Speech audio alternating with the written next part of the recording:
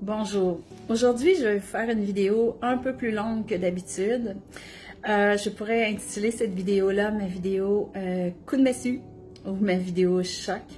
Parce qu'aujourd'hui, je vais emmener un sujet qui n'est pas facile à dire, pas facile à entendre non plus.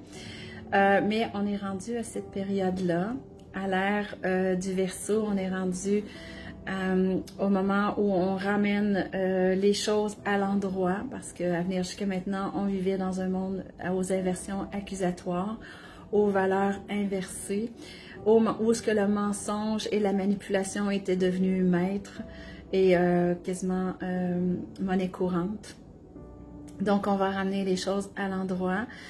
Donc, je vais vous parler aujourd'hui de ce que je vous ai déjà parlé dans une autre vidéo, donc les principaux types de personnalités psychologiques, et je vais faire un lien avec ce qu'on appelle l'homme nouveau ou l'homme de la 6e race racine, parce qu'actuellement, nous sommes la 5e race racine et on s'en va vers ce qu'on appelle l'évolution de la race humaine.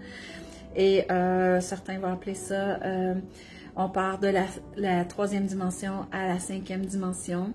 Ça se fait pas du jour au lendemain, ça se fait graduellement au cours des dernières décennies, même des dernières centaines d'années.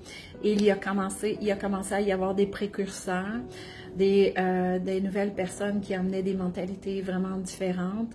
Voilà, donc c'est le sujet que je vais vous emmener aujourd'hui. Si ça vous intéresse, suivez-moi. C'est maintenant. Donc, au cours d'une autre vidéo, je vous avais parlé de 3 principaux types de personnalités psychologiques, dont le bêta, l'alpha et le sigma.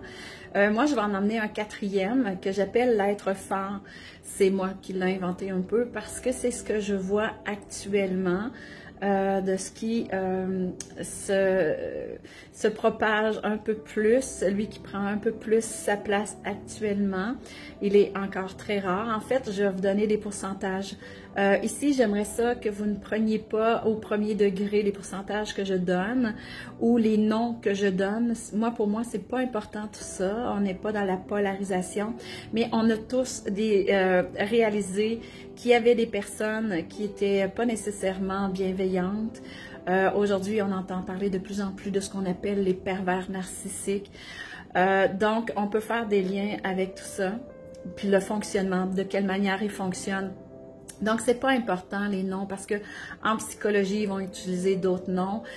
Au sein d'une entreprise où ce qu'on engage les gens en faisant passer des tests de psychologie, des tests de QI, des tests d'aptitude et tout ça, on va utiliser d'autres noms. Donc, les noms, c'est pas tant important. Quand on dit de pas mettre d'étiquette, c'est un peu ça qu'on veut dire parce que sinon, d'une personne à l'autre, on n'utilise pas les mêmes termes. Moi, je vous dirais, fiez-vous à ce que vous avez vécu, à la vibration qui résonne en vous pour pouvoir comprendre ça avec votre prisme de réalité parce qu'on a tous connu ce qu'on appelle les personnalités pervers narcissiques et c'est de plus en plus fréquent actuellement. Il y en a de plus en plus et il y a une raison à tout ça. Et avec tout ce que j'ai étudié depuis que je suis toute petite, parce que pour moi, j'ai toujours pensé que j'étais venue au monde dans une planète à l'envers que je ne comprenais pas. Je venais d'une autre planète. Et c'est avec le stoïcisme en 2000, quand j'ai été voir le film Gladiateur, que j'ai compris que je n'étais pas la seule à être venue d'une autre planète. Parce que j'ai vu le grand empereur Marc Aurèle dire à son fils Commode, « Fils, tes erreurs de fils ne sont que mes défaillances de père. » Et pour moi, j'ai trouvé que c'était une grande phrase. J'ai eu des frissons, j'en ai eu les larmes aux yeux et je n'avais de cesse que de vouloir savoir qui était ce grand personnage-là de Marc Aurèle. Et c'est comme ça, en 2000, que j'ai découvert ce qu'on appelle la psychologie ou la sagesse ou la philosophie stoïcienne et que j'ai étudié Zénon, Sénèque, Épictète et Marc Aurèle. C'était vraiment une passion pour moi parce que c'était le début de commencement de réponse. En 2006, j'ai découvert le supramental ou la science de l'esprit avec celui qu'on appelle Bernard de Montréal. Sans adhérer à 100% à tout, j'avais vraiment une grande passion pour ça aussi parce que ça résonnait grandement en moi. Et aussi, j'ai étudié, j'ai passé, je vais vous dire que depuis 2000, j'ai commencé à aller de plus en plus dans cette chose-là, chose que j'avais tue pendant une quinzaine d'années parce que je suis venue au monde avec beaucoup de questionnements, avec beaucoup d'intuition, beaucoup de messages que je recevais. Moi, j'appelais ça la voix que je recevais. Donc, cette connexion-là avec ce qu'on appelle le plan surmental avec notre esprit, la fusion avec l'esprit, je l'avais déjà très jeune. J'ai tout ça parce que j'avais reçu le message aussi de dire et de faire comme tout le monde pour ne pas avoir de soucis, pas avoir de problèmes. Donc, comme tout le monde, je me suis conformée un petit peu à tout ça. Mais à partir de 2000, j'ai commencé à enlever des masques parce que je ne pouvais plus continuer de faire semblant d'être quelqu'un que je n'étais pas. Et je sais que beaucoup de personnes font ça actuellement. Pourquoi? Parce qu'on nous a dit que tout le monde était comme ça. Notre éducation nationale nous a emmenés à suivre les rangs, à rentrer dans des notes de pointage qui ont amené la polarité, la dualité, la conformité et la compétition, le matérialisme et tout ça. Donc, ce n'est pas la faute de personne pour l'avoir vécu moi-même, mais depuis 2006 avec Bernard de Montréal, puis j'ai passé beaucoup de temps depuis 2006 dans les librairies, dans les bibliothèques. J'ai lu excessivement de livres et depuis 2010, je fais ça à temps plein. Parce que pour moi, c'est ma priorité. C'est ma raison de vivre. J'avais beaucoup trop de questionnements. J'avais besoin de savoir d'où me venait cette voix-là que moi j'entendais et que personne n'entendait. Et on me disait, ah, c'est comme ça que commence la folie. Je me disais, c'est tout sauf con ou sauf fou ce que j'entends. Parce que les messages que je reçois, c'est tellement, mais tellement intelligent, mais tellement froid et tellement, on va dire, c'était vraiment une intelligence rationnelle et une intelligence et une forme d'autorité que tu ne peux pas remettre en question. C'est comme un bon maître qui est sévère avec toi, mais tu sais que c'est pour ton bien.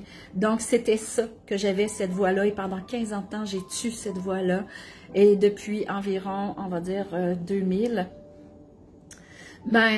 j'ai recompris que c'était important d'enlever ces masques-là et de redevenir la personne que je suis, soit une personne spirituelle, connectée au plan supérieur, divin.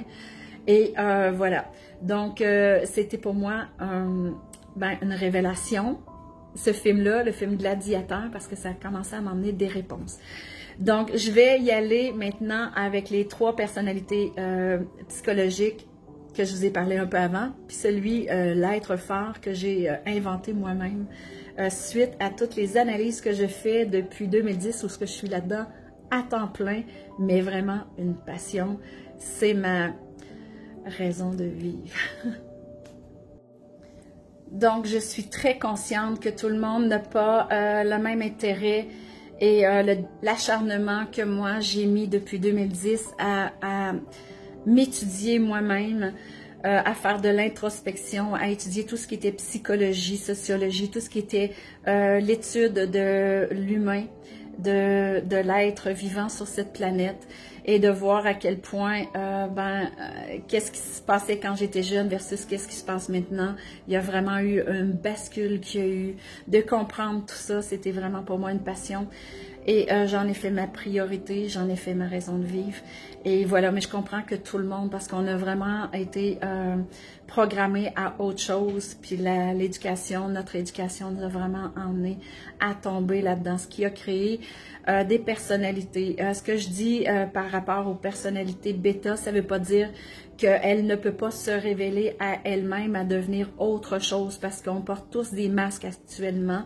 On est tous programmés avec ce que j'ai dit dans une autre vidéo, là, dans la programmation prédictive, à nous maintenir dans la peur, dans la culpabilité et tout ça, fait en sorte que l'être humain n'est pas lui-même et il est inconscient de, on va dire, je vais dire comme Bernard de Montréal disait tout le temps, l'être humain était conscient de sa condition, donc ignorant de sa condition.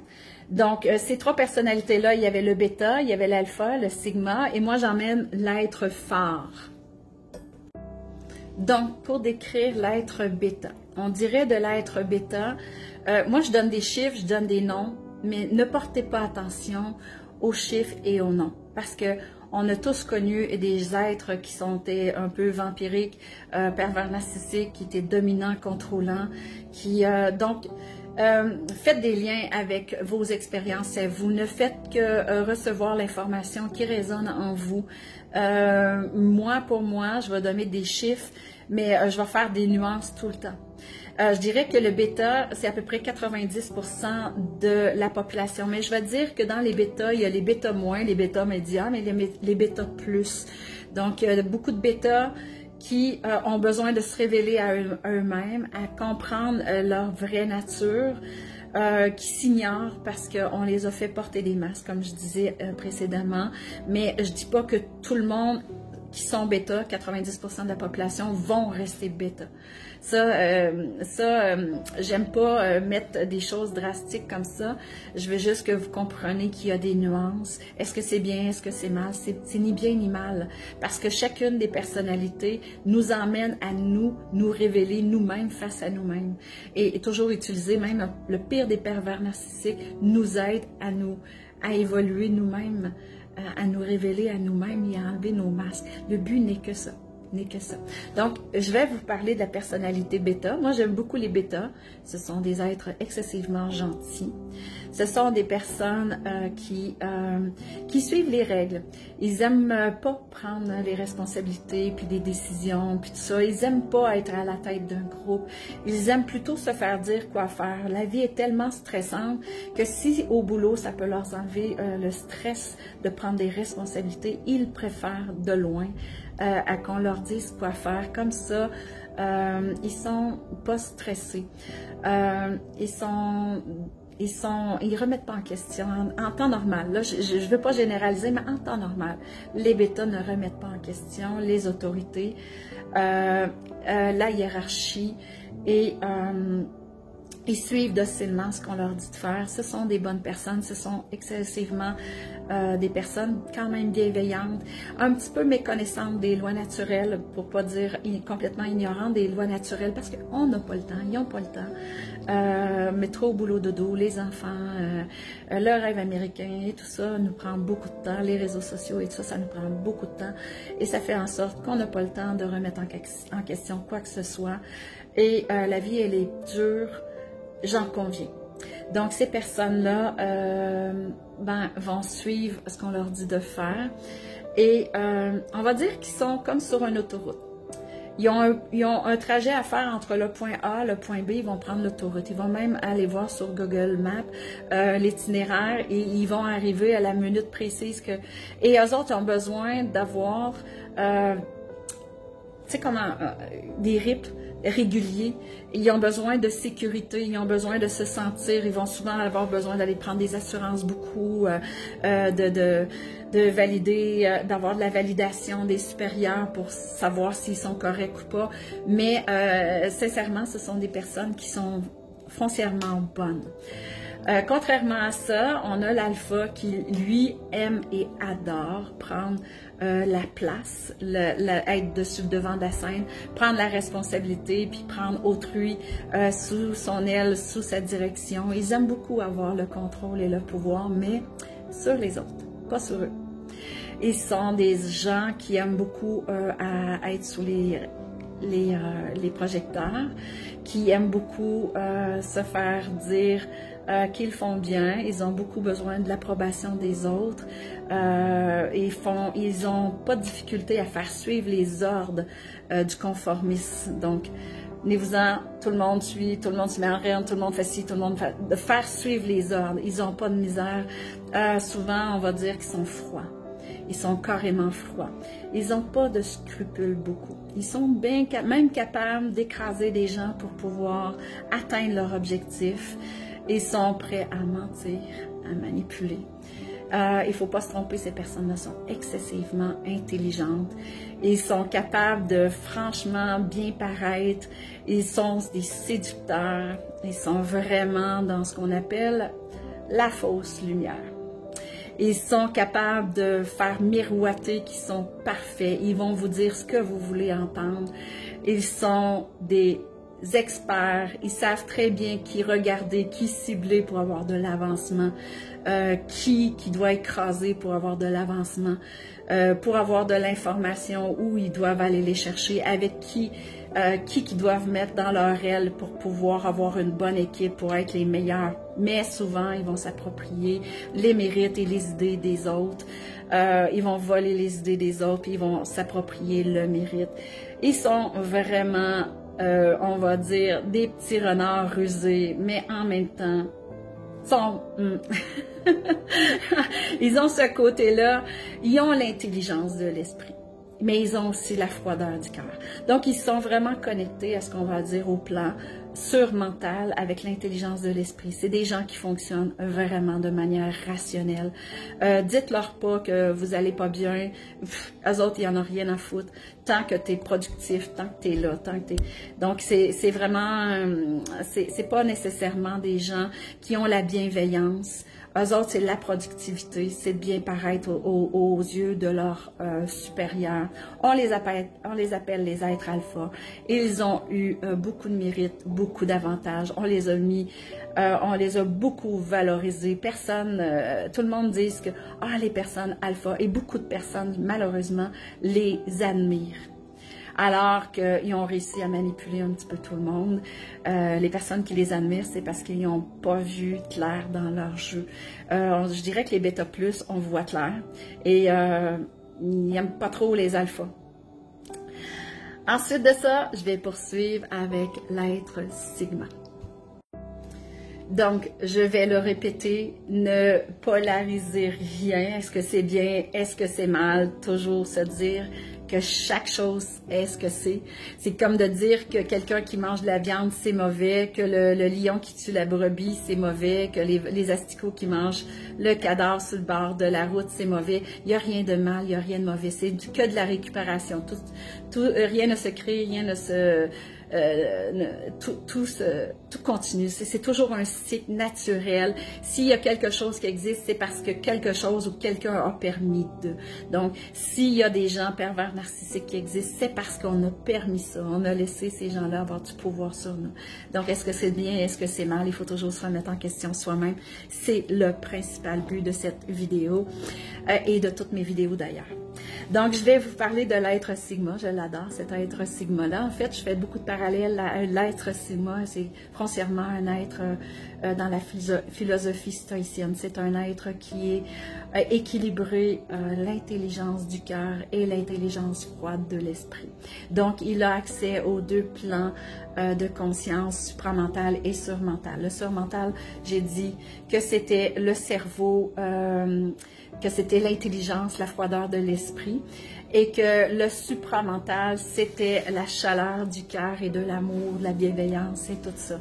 Et ces êtres-là, ceux qui sont sur le supramental, sont hypersensibles et les autres sont hyper froids. Donc, il faut vraiment venir chercher l'équilibre entre le principe de l'intelligence et le principe de l'amour. Et il faut venir aller chercher aussi le principe de la volonté parce que le principe de la volonté est l'un des premiers principes de base qui fait partie des 7 rayons. Donc, ces 3 principes-là, c'est les principes de base, c'est les 3 premiers rayons de base. Il y a 4 autres rayons, mais déjà de faire descendre sur Terre les vrais principes de l'amour, parce qu'actuellement, c'est juste le principe. On effleure à peine le principe de l'amour. La vraie amour sur Terre n'est pas descendue. La vraie intelligence, la vraie volonté, la vraie conscience, elle n'est pas ici actuellement. Pour ça, il faut déjà équilibrer les principes de l'amour et le principe de l'intelligence avant de pouvoir commencer à recevoir les autres principes. Donc, c'est ça, je vais vous parler du sigma. Lui, contrairement à l'alpha, parce que l'alpha, lui, il va prendre les petites routes secondaires. Il va partir 2-3 heures d'avance, il prend pas la grande autoroute comme les bêtas. Donc, lui, il est capable de gérer les imprévus et tout ça. Il a l'intelligence pour. Et voilà. Donc, juste pour donner une image, le bêta, lui, il prend l'autoroute. L'alpha, lui, il prend les petites routes de campagne. Tandis que le sigma, lui, il prend les sentiers. Il prend les petits sentiers. Et voilà. Donc, lui, il veut tout voir. Il veut tout comprendre. Quand je dis il veut tout comprendre, c'est il veut tout comprendre de lui, il veut tout comprendre de son interaction avec les autres. Lui, il n'a pas besoin de reconnaissance de personne. Et il n'a pas besoin de... Il veut pas se conformer du tout. C'est le petit rebelle. C'est celui qu'on appelle souvent le mouton noir au sein de leur famille. Ces personnes-là ne se conforment pas. Ils ont ce qu'on appelle le principe de l'intelligence, mais aussi le principe de l'amour. Donc, il a beaucoup de difficultés à recevoir des ordres de l'alpha qui, lui, est là juste pour... pour sa propre personne, qui est pas mal service à lui-même, tandis que les autres sont service à autrui souvent. Donc, il a beaucoup de mal à se positionner en dessous de l'alpha. Donc, souvent, le sigma n'aime pas avoir de supérieur au-dessus de lui. Il est souvent entrepreneur. Il est souvent assis en arrière. Il n'aime pas prendre la place. Mais je vais dire que l'alpha, c'est ce qu'on appelle peut-être un HPI, un haut potentiel intellectuel. Tandis que le sigma, il est un haut potentiel émotionnel, donc un HPE. Mais le sigma est les deux. Il est un haut potentiel intellectuel et un haut potentiel émotionnel. Il a les deux. Puis plus il avance en âge, plus il réussit à équilibrer ces deux principes-là, ces deux sphères-là, pour son avantage. Contrairement à l'alpha, pour ne pas souffrir, il va se déconnecter de ce qu'on appelle son cœur, de son empathie et tout ça, ce qui fait de lui qu'il devient presque un pervers narcissique, pour pas dire même frôlant presque la psychopathie. Tandis que le sigma, même s'il est sur le chemin de l'initié et qu'il reçoit des initiations excessivement difficiles, hein, parce que c'est toujours les plans supérieurs qui nous envoient ce qu'on est capable de recevoir. Donc, en termes d'être sigma, ils reçoivent des initiations très, très, très, très difficiles. Ce sont des gens qui ont été bafoués, qui ont été trahis, qui ont été mentis, qui ont été maltraités physiquement, psychologiquement, souvent sexuellement aussi. Ce sont des gens qui ont été vraiment blessés, mais contrairement à l'alpha, eux, ils ont décidé de ne pas se refermer. Ils ont décidé de garder les principes de l'amour. Le principe, ils sont des hypersensibles, même s'ils sont hypersensibles et que ça leur a fait très, très, très mal. Ils apprennent au travers de ça. Contrairement à l'alpha qui s'est refermé, le sigma, lui, il va étudier tout ce qui est arrivé, il va vouloir avoir des réponses. Pourquoi ci, pourquoi ça? Et comme il a la connexion avec les plans supérieurs, l'intelligence de son esprit, il reçoit des réponses. Il reçoit... et il fonctionne vraiment de cette manière-là. Cette personne-là, elle est excessivement intelligente. Elle ne veut pas avoir les mérites parce que... Pourquoi? Elles ont besoin de s'étudier, ils ont besoin de liberté, de paix. C'est une priorité pour eux autres. Ils n'ont pas besoin d'approbation, ils n'ont pas besoin de savoir ce que les autres pensent d'eux, ils n'en ont rien à foutre. Ils sont vraiment des petits rebelles. Ils sont des personnes excessivement sensibles. La justice, la loyauté, les hautes valeurs morales font vraiment partie de lui. Tout ce qui est plus, c'est mieux, ça ne fait pas partie de sa philosophie. Lui, tout ce qu'il veut, c'est évoluer. C'est sa grande passion, évoluer. Donc, il ne veut pas avoir le stress d'être le petit boss pour avoir plus d'argent, plus de promotion, plus... C'est pas, ça l'intéresse pas du tout. Il n'est pas dans la matérialité du tout. Il est vraiment dans les hautes valeurs morales. Il est vraiment un être bien.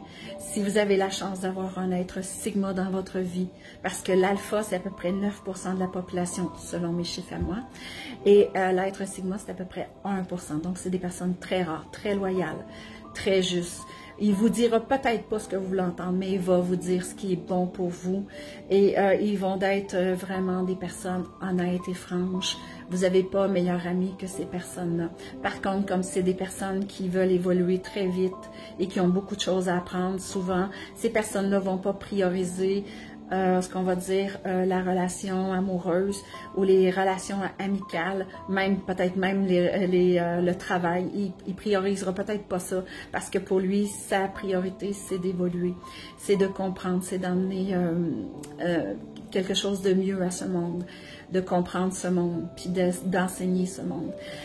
Donc, ce l'être Sigma, pour moi, c'est vraiment une personne qui atteint une certaine sagesse, une certaine maîtrise de ses émotions. C'est vraiment une personne qu'on doit mettre de l'avant. Et voilà, je vais poursuivre un petit peu avec mon être phare. Donc, pour moi, l'être phare, ça serait pour moi l'équivalent du Sigma, mais le Sigma plus. C'est quelqu'un qui, avec le temps, a acquis beaucoup plus de sagesse, beaucoup plus de maîtrise. C'est quelqu'un qui ne peut pas accepter aucune hiérarchie actuelle. Et ça ne veut pas dire qu'il n'accepte pas la hiérarchie ou d'apprendre de quelqu'un d'autre, mais quelqu'un qui est sage, c'est correct, mais pas les matérialistes, pas la science matérialiste, pas la médecine matérialiste d'aujourd'hui, qui est vraiment à l'envers, carrément. Donc, mon Sigma plus, c'est l'être phare. Souvent, cette personne-là est complètement sortie du système. Il n'est plus dans les croyances du métro, boulot, dodo. Il devient un peu comme intouchable. C'est comme si, à quelque part, le fait de ne plus réfléchir sa pensée, il devient comme intouchable par ce qu'on va appeler les entités de l'astral qui viendraient le parasiter pour lui faire échouer des choses. C'est comme si, à quelque part, il commence à créer réellement sa réalité et sa vie. Et il est vraiment celui qui est en train de créer la nouvelle timeline vers le nouveau monde. Et cet être-là, ben souvent, il est sorti du système. Il se concentre plus du tout sur la complosphère et ces choses-là. Il veut plus rien savoir de la politique. Il y croit pas. Souvent, même, il n'y a jamais cru. Il a compris qu'on n'était pas du tout en démocratie, mais qu'on a toujours été dans une forme d'oligarchie ou d'un système pyramidal d'esclavation. Lui, il a vu le jeu depuis longtemps. Il a dit, OK, c'est bon, qu'est-ce que je dois en faire? Il a lâché beaucoup de choses. Il a dû faire du nettoyage excessivement pour tout lâcher. Ce que tout le monde s'accroche, ça veut dire les biens matériels, les maisons, et toutes ces choses-là. Lui, souvent peut vivre en plein bois ou s'est acheté un voilier, vit sur son voilier à l'année. Souvent même, il jeûne beaucoup, même si vous connaissez pas, mais probablement même il y a beaucoup de personnes qui sont rendues praniques. Ou font des expériences praniques, donc ils savent très bien que s'ils venaient qu'à plus y avoir de nourriture, ils sont capables de vivre autrement. Pourquoi? Parce qu'ils sont connectés à autre chose. C'est comme s'ils fonctionnaient à l'air, à l'énergie libre, ces gens-là. Ils ne fonctionnent ni à l'électricité, au gaz, ni l'électricité électrique. Ils ne fonctionnent plus à ça du tout. Lui, il fonctionne vraiment avec la connexion avec les plans supérieurs, en ayant équilibré son hémisphère droit, son hémisphère gauche du cerveau, l'intelligence de l'esprit, l'intelligence du cœur, le plan supramental, le plan surmental. Il a réussi à acquérir tout ça. Donc voilà, donc c'est un être fort, il fonctionne complètement différemment, il n'est plus dans les peurs. Il n'a plus peur de manquer de quoi que ce soit. Il a confiance parce qu'il sait qu'il est excessivement bien guidé. Il est dans, on ne va pas dire l'amour inconditionnel parce qu'actuellement sur la Terre, c'est impossible d'être dans l'amour inconditionnel. Le tendre l'autre joue, ça c'est de la stupidité. Et il est vraiment dans... Il s'en fout. Il est vraiment là-dedans. Il s'en fout. Le contraire de la haine, c'est vraiment l'indifférence. Puis dans ce monde-là, il faut apprendre à se détacher du côté émotionnel. Donc, on peut dire que la personne s'en fout. Mais en fin de compte, c'est parce qu'elle est tellement connectée qu'elle s'en fout pas du tout. Elle s'en fout pas du tout. Au contraire. Sauf que elle ne se concentre plus à l'extérieur. Elle se concentre à l'intérieur. Elle a tout compris comme le fait que avant de commencer à contrôler l'extérieur, il faut déjà... Si tout le monde faisait ça, se contrôler à l'intérieur, contrôler ses émotions, contrôler ses états d'âme, ses pensées, ces choses-là, ben là, on aurait tout réglé, puis il n'y aurait plus personne qui pourrait avoir la main prise sur l'être humain. Il n'y aurait plus d'esclavagisation, du métro boulot dodo où il faut travailler pour avoir un toit et de la nourriture, des vêtements, puis des médicaments. De toute façon, cette personne-là a très bien compris le système, son métabolisme, son système immunitaire et tout ça. et ne dépend pas du tout de la médecine allopathique actuellement parce qu'il a très bien compris que la santé, c'était holistique. C'était un équilibre entre le corps, le mental, l'esprit, le spirituel. Et là, a vraiment aligné tout ça. Et donc, il fonctionne vraiment comme un électron complètement libre, sorti du système. Ce qui m'amène à vous parler du cerveau gauche et du cerveau droit. Quand j'étais jeune, quand j'étais beaucoup plus jeune, j'ai suivi des cours en dessin et mon professeur en dessin, en art, elle nous faisait dessiner de la main gauche pour pouvoir développer notre hémisphère droit. L'hémisphère droit, c'est la créativité, c'est l'intuition, c'est la connexion avec le monde du supérieur et c'est vraiment le yin, c'est celui qui doit passer en premier pour créer dans l'esprit avant et le yang, qui est les droitiers, et qui sont l'hémisphère gauche du cerveau, ben lui, il est celui qui va calculer les matériaux que ça va prendre, les mesures et tout ça. Donc, les deux sont complémentaires. Il faut arrêter de rejeter le cerveau droit, le cerveau gauche. Sauf que la société actuelle a créé des droitiers, donc des cerveaux gauches. Les cerveaux gauches, c'est quoi? C'est des gens qui sont très calculateurs, qui sont plus dans la matérialité que dans la spiritualité. Ils sont pas du tout dans la création, donc ils sont obligés de recevoir les ordres des autres, puisque ils n'ont plus la connexion avec les plans supérieurs qui viennent leur emmener les idées, l'intelligence, mais ils sont obligés de s'en remettre à des autorités extérieures. Donc, c'est la raison pour laquelle les êtres, on va dire les êtres supra, sont vraiment connectés et reçoivent beaucoup d'énergie et souvent vampirisés par ceux qui fonctionnent à l'horizontale. Donc, il y a des gens qui fonctionnent à la verticale, il y a des gens qui fonctionnent à l'horizontale et l'idée, c'est d'équilibrer les deux hémisphères du cerveau. Pour arrêter de fonctionner avec la moitié d'un cerveau, il faut vraiment se remettre à un cerveau complet. Donc, si vous êtes droitier, je vous suggérerais d'essayer de travailler avec la main gauche si vous êtes gaucher. Moi, j'ai eu la chance, en première année, donc environ à 6-7 ans, d'avoir un professeur qui m'a empêché d'être gauchère. Donc, j'ai reçu beaucoup de règles sur les doigts. Moi, je vais dire, c'était une autre initiation que j'ai eue, où ce qu'on m'a forcé à devenir droitière. Et elle était assez assidue sur le coup de règle. Et aujourd'hui, je vais lui dire merci, parce que cette personne-là m'a aidé à équilibrer le cerveau droit et le cerveau gauche, l'hémisphère droit, l'hémisphère gauche. Donc, d'aligner un peu plus facilement, les principes de l'amour et les principes de l'intelligence. Parce que moi, j'étais quelqu'un tellement naïve, mais tellement naïve, puis de par mon hypersensibilité, j'étais vraiment vampirisée, exploitée et tout ça. Il n'y a ni bien ni mal dans tout ça. Moi, ça a vraiment, tout ça m'a amené à devenir plus forte. Moi, je dis tout le temps, c'est comme si j'avais été dans un centre de conditionnement physique, de musculation, mais pour le courage. Donc, merci à toutes ces personnes-là qui m'ont fait la vie dure. Mais je peux vous dire que j'ai eu des initiations très dures. Juste pour vous dire, j'ai passé 10 ans de ma vie en cours pour me défendre contre des agressions. Et j'ai eu mon système nerveux qui m'a lâché plusieurs fois, où j'ai perdu mes cheveux et mes sourcils et mes reins qui ont arrêté de fonctionner. Juste pour vous dire à quel point j'ai eu des initiations excessivement dures. Pourquoi moi, j'ai vécu toutes ces choses en devenant plus forte, et pourquoi des gens vivent des choses pas si dures que ça et tombent dans la dépression? Ben, c'est justement à cause de ça. Parce que la personne, elle est déconnectée des plans supérieurs. C'est comme si à quelque part, elle avait de la misère elle-même juste à survivre sur ce plan de la matérialité. Parce que dans ce plan, plus on est dans la matière, plus on est dans la matérialité, moins les vibrations sont hautes. C'est pas de la faute à personne. L'éducation nationale nous emmenait à ça. Pourquoi l'éducation nationale nous emmenait à ça? C'est parce qu'on a laissé faire. C'est parce qu'on a laissé faire, parce qu'on s'est laissé dire quoi faire. Donc, il faut reprendre notre pouvoir. Il faut sortir de l'inconscience, de l'ignorance. Il faut reprendre le courage, retrouver les vertus du courage et de faire face à nos blessures. Et c'est là que c'est difficile parce qu'on a tous des blessures, on a tous des masques, on a tous des programmations et il y a beaucoup de peur. Donc déjà, je vais vous dire, si vous êtes conscient que c'est parce que vous êtes droitier, que vous avez abandonné un peu votre hémisphère droit de votre cerveau au profit de votre gauche et qu'il faut vraiment que les gens arrêtent un petit peu de ridiculiser ce qu'ils ne peuvent pas concevoir parce qu'ils ne peuvent pas le voir. C'est pas parce que vous n'êtes pas capable de le concevoir que ça n'existe pas.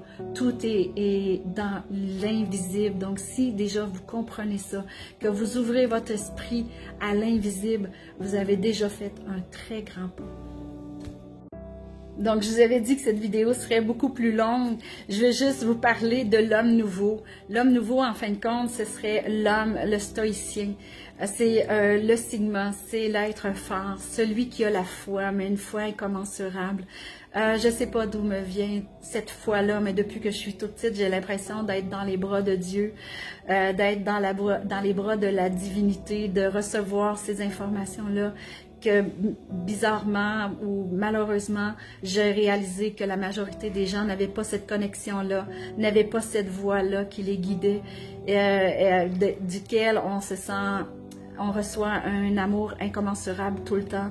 Du coup, ça nous fait qu'on est un peu indépendant, qu'on n'ait pas besoin, on n'est pas du tout dans la dépendance affective. Donc, dès que quelqu'un nous fait subir des choses, on est capable de se retourner de bord et de dire stop à ça et de dire non parce qu'on n'est pas dépendant affectif. J'ai eu plusieurs expériences dans ma vie où j'ai vu des gens retourner avec des gens abuseurs, pervers narcissiques, violents. Et j'avais beaucoup de mal à l'époque à comprendre.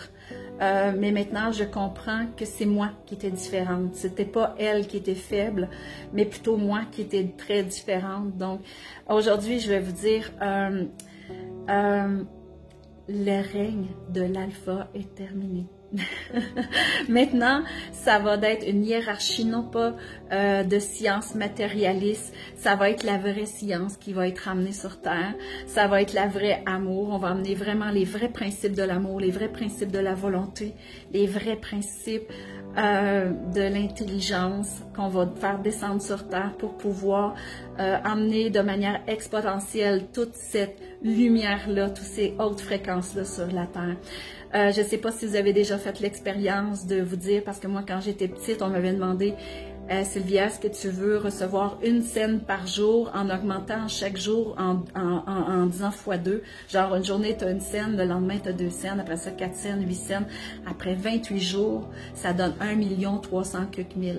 Donc, naturellement, si on vous dit, est-ce que toi, tu veux avoir une scène par jour en multipliant par 2 à chaque jour de manière exponentielle, ou tu veux avoir 100 $ par jour? Tout le monde va dire 100 $ par jour. Sans prendre le temps de regarder vraiment les avantages. Si vous vous asseyez et que vous regardez, vous allez voir que le côté exponentiel est beaucoup plus avantageux. Donc, sachez que actuellement, ce n'est pas nécessaire que tout le monde s'éveille. Il s'agit juste qu'il y ait un nombre précis de personnes qui s'éveillent à ces réalités-là. S'éveiller, ça ne veut pas dire regarder ce qui va mal, ça veut dire le dépasser. Ça, c'est vraiment ce qui est important, parce que si vous restez à regarder le mal, c'est comme si vous étiez tout le temps en train de gratter une plaie et que vous êtes en plus en train de l'infecter encore plus. Donc, la conscience, ce n'est pas de voir les choses, c'est d'arrêter de la regarder, arrêter d'y donner du pouvoir, arrêter de l'alimenter, parce que c'est là notre responsabilité. C'est notre responsabilité, elle est de bâtir autre chose, pas de leur donner du pouvoir. Donc, sur ce, je vous dis, c'est la fin de ma vidéo. Je m'excuse si elle a été super longue, mais j'avais tellement de choses à faire et j'ai dû me reprendre à plusieurs reprises parce qu'elle aurait pu être le double de temps, parce que j'ai tellement de choses à dire. Puis, c'est très difficile de dire des choses parce qu'on sait qu'il y a des gens qui jouent beaucoup sur les mots et qui vont venir dire « Ah oui, mais t'as dit ça, tatata. » Puis des fois, mon petit côté cerveau gauche, cerveau droit, parce que j'ai été longtemps dyslexique à cause qu'on m'a forcé à devenir droitière. Donc, des fois, je peux vouloir dire que Mère Teresa a dit, si vous voulez manifester pour la guerre, contre la guerre, mais je dis pour la guerre, mais bon, essayez de voir un petit peu le côté dyslexique que j'ai. Je m'excuse, des fois, je dis des choses, puis je suis consciente que... Mais des fois, je passe sur une idée et puis je trouve que c'est trop de valeur de recommencer à cause que j'ai fait une inversion. Des fois, mes deux se mélangent. Mais voilà, donc, puis aussi, j'étais quelqu'un d'excessivement introverti puis excessivement timide avant. Déjà, juste de me prendre en photo, pour moi, c'est un travail incommensurable. Les gens ne réalisent pas à quel point, parce que Sylvia, c'est quelqu'un de superficiel et qui aime se montrer. Au contraire, j'étais quelqu'un d'excessivement gêné. J'ai dû travailler beaucoup cet aspect-là depuis les 6 derniers mois. Donc, parce que mon but, c'était d'enseigner, de dire tout ce que j'ai appris dans toute ma vie. Je dirais pas mon âge, mais je suis beaucoup plus vieille que les gens peuvent le penser. Et j'ai beaucoup travaillé. Puis peut-être que je dis tout le temps que je suis intemporelle parce que je veux plus de chandelle sur mon gâteau, parce que je suis connectée à la divinité. Mais j'ai envie de transmettre tout ce que j'ai appris au cours des 20 dernières années. Puis j'espère que ça vous fait du bien, que ça vous fait comprendre un truc. Lâchez tout ce qui peut être négatif. Faites attention à vos enfants. Vos enfants sont précieux. Ils sont déjà des êtres de la 6e race racine. Il y a beaucoup de pièges actuellement sur les choses qu'on appelle les psychotropes pour enfants, le Ritalin, les écrans, le sucre, toutes ces choses-là. Protégez vos enfants à tout prix.